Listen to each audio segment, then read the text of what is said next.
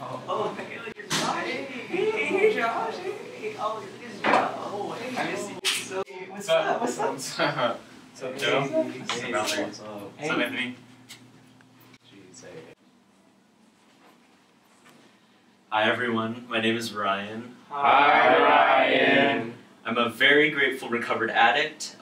I've gone 4 quarters now without using, and I've never felt better. Wow! Awesome, Ryan. This is my story. My first encounter with this was at my first Mark study at January Jumpstart.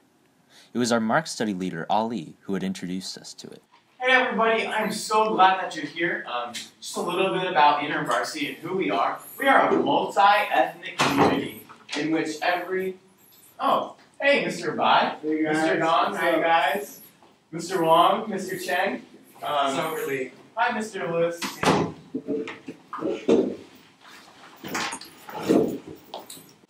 Alright, so again, as I was mentioning, InterVarsity is a multi-ethnic community in which every student is across the world with us, right? So I believe that we have a lot to engage with tonight. So before we dive into it a lot, we'll go over a few of the Mark study rules that we have here. So we always want to start a comment with, I have tension. That really digs deep into the word, okay?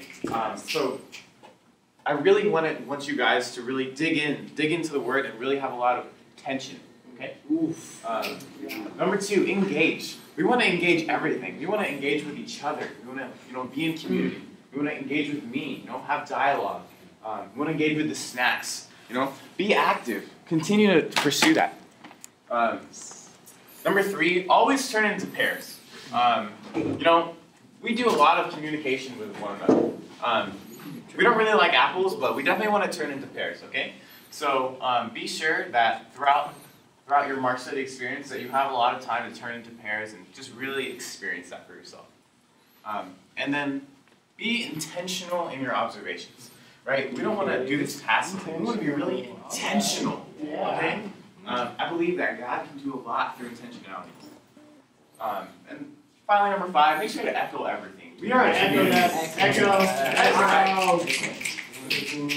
We want to echo what our brothers are saying. So please feel free to do that.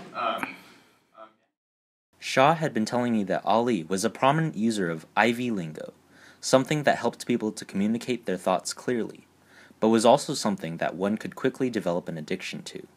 It sparked my interest, and I decided that the gain could be worth the risk. So let's just go ahead and turn into pairs and talk about our observations from this passage. Alright.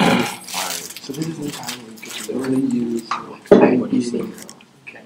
Yeah. Try not to be too interpretive when you're making comments, but just bring up anything you have tension with, Always bring it back to the subject. Who wrote it? What does it mean? What's the significance? You'll be good. You just gotta be confident. Okay? Yeah. I believe Peter. All right, so let's go ahead and bring this back, everybody. Why don't we share some of the implications that we're finding in this text? I think it says Jesus can intentionally overcome death.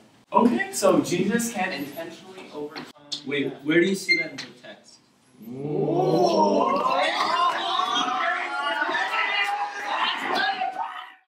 That was the first time I'd ever used IV lingo, and it felt amazing, and I decided I'd continue using. So yeah, Ryan, what are your plans for this weekend? Yeah, me and a couple friends we're gonna go to the beach in Santa Monica. Yeah, it's gonna be great. Oh, that'll be cool. But I guess how do you really expect God to move? Well, I think it's gonna be a great opportunity for community building. And a great way to love on people. And I think we're gonna go door knocking and just intentionally invite people to choose into this. Yeah, that'll be great for community building. But before long, the problems started to show. My relationships with those I loved started to suffer.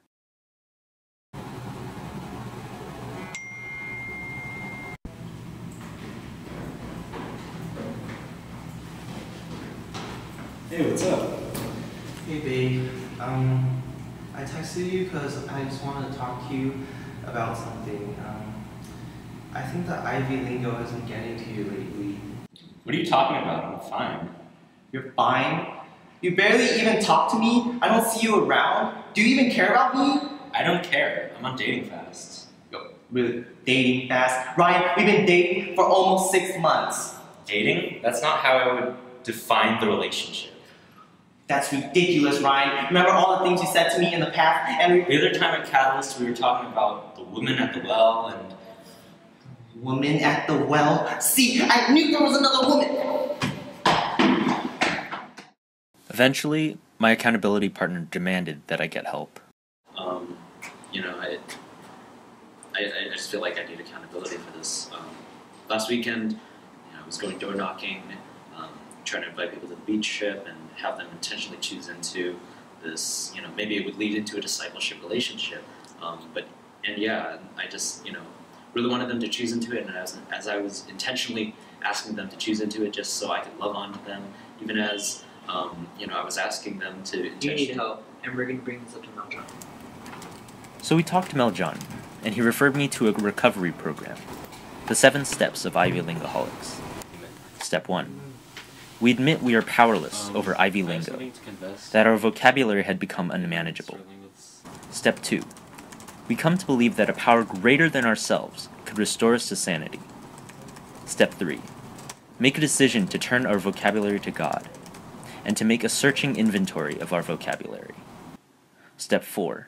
Humbly ask God to remove the shortcomings of our vocabulary. Step 5. Make a list of all people we had harmed, becoming willing to make amends to them, and to directly make amends to such people whenever possible. Step 6. Continue to take personal inventory and to promptly admit our vocabulary. And the last step is having a spiritual awakening because of these steps, and trying to carry out this message out to other Ivy Lingaholics. I want to thank you all for coming. This is a great recovery process, and I just want to invite you all into it.